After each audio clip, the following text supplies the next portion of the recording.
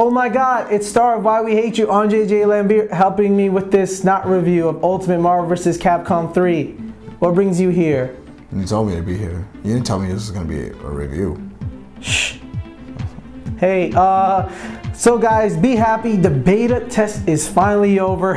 You guys can throw away your Marvel vs. Capcom 3, not so much. But Ultimate is here, so if you guys are waiting for those Phoenix and Wolverine nerfs, be happy to know they have happened. Besides the balance changes, a lot of other stuff has changed about this game, including 12 new characters, a lot of new stages, and some new costumes. But saying that, let's actually get into the 12 new characters. Not saying the new cast isn't varied or not effective. It's just they're opposite of what we hope for. As to go saying people even on the Capcom Uni boards requested Venom and Gambit. I would probably like to see them, but I know this is more to depicting a character than just requesting it on some fan site. But I'm just a little sad. I'm not that big of a Marvel fan, and on the other hand, like, I never heard of Iron Fist or Nova, so that's just me being me. But in general, like, I'm not too happy with the cast that actually came about, and whatever the case is, let's actually get into the cast.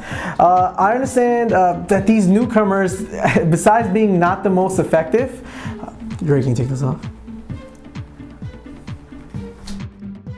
Besides being not the most effective characters in the game, they actually require a lot of metagame stuff, which actually scares me to the point that I think that both endgame and beginning level will be pretty difficult to use. I'll bring the point of a casual gamer. Let's say a casual gamer picks up Phoenix Wright, you know, a real underground favorite. A lot of people like him, or Frank West, you know, Dead Rising Star, and they try to get into the leveling system or try to mash out an Ultra or Super.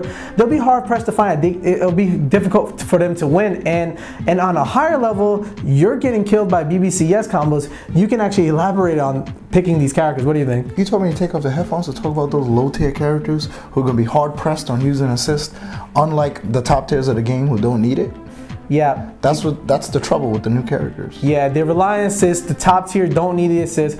It's Phoenix Wright is the only one worthy. You have to kill that character. Yeah, at the same time, if you have a teleport, you can get past my.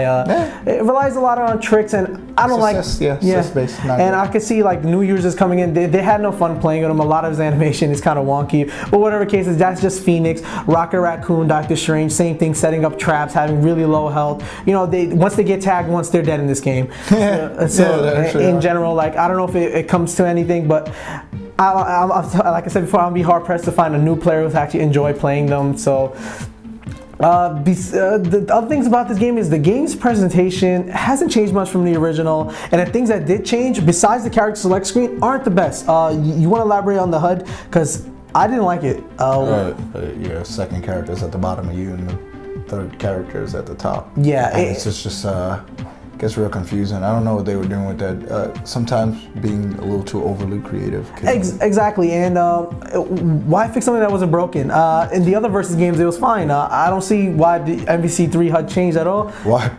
You know, it's funny that you say, why fix what's not broken? Well, Marvel 3 is a very broken game. Yeah, don't worry, we'll get to those points later. The other thing that I want to mention is something that you probably have no experience with because you don't play online a lot, is the netcode is still bad. Besides adding the spectator mode, thank you for adding a feature that from 2007, but in general, I'm saying, like, it's still pretty laggy to play online. It's not as, even though SSF4 wasn't the best, it was playable. You know, you can get into some lobbies, spectate some matches, have some fun.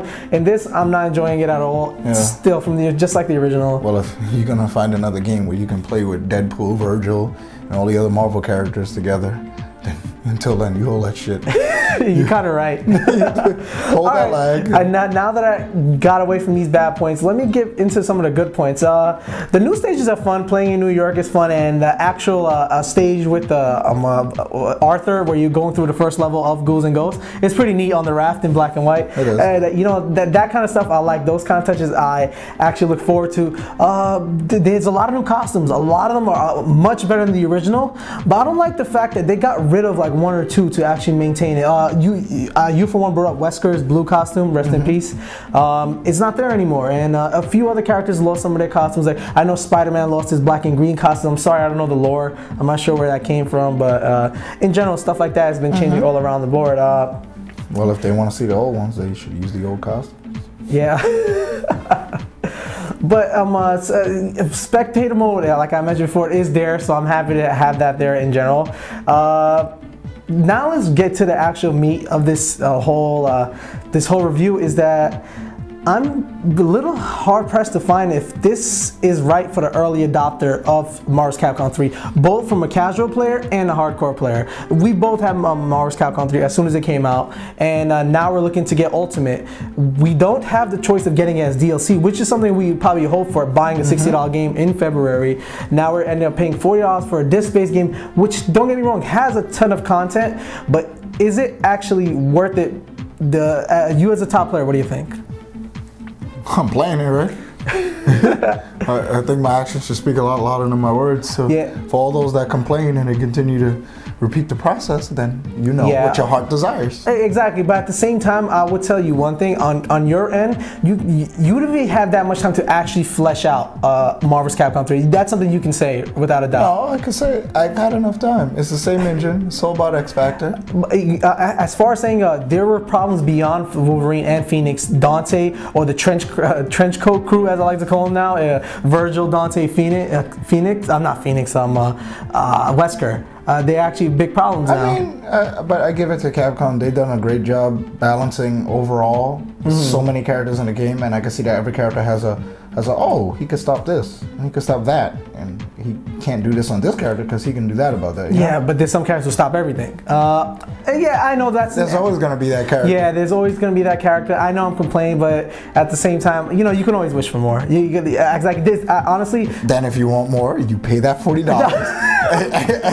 Yeah, that's why I'm not bringing up any other fact. This is not new to any other genre. Like we see in shooters all the time, but 9-month period is kind of short. But you know, like Call of Duty comes out with their yearly releases, Madden. So is Street Fighter going to become the new KOF? You know, with their yearly updates and smaller updates. Actually, you bring up a good point. Yeah, so I mean, as long as they ease us into that process. Yeah, exactly. I'm saying as fans, they let us know that this is what it's going to be. As long as they gave us choices, you know, as far as like maybe not everybody wants a disc and a DLC is fine. I'm just mad that they're force feeding it to everybody, and so just because I'm a Nova fan, I have to, you know, buy this new disc, especially 9 months after the original came out. Whatever. Let's actually just break this game down to 5 points. There's 12 new characters and new costumes and new stages. That's always good.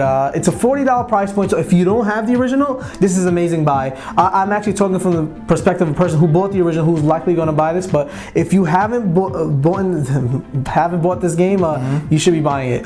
It's an amazing title. Maybe not the best, one of the best fighters out there, but one of the most fun. It's always entertaining to watch. You would agree. Well, I mean, so amazing it made you stutter. Ultimate, yes. I love the naming. Some of the bad points are it's the shoddy netcode's back. That's never good. If we want this game to expand, like we see StarCraft doing it, the netcode is amazing on some of those titles. Street Fighter did expand because I'm not saying the netcode is amazing, but it did the job. Yeah, a lot of the best players, we can say Latif, Wolfcrone, they're all. I don't know those guys. Okay.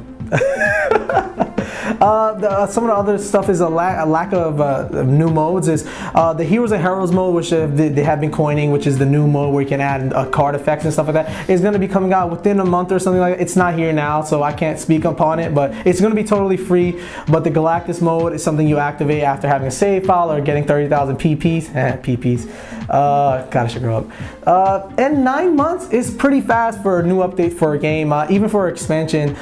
We used to see this a lot on PC titles, but you know, there wasn't a digital delivery service back then. Now we have one. Now, you know, there's no excuse for saying it's only $40 because it's in a retail. We don't have to put it in retail. We can save the money here. We've seen it with AE. I'm actually worried that this game is going to have an update real soon, as far as Hero Heralds, and even something beyond that as far as patches go.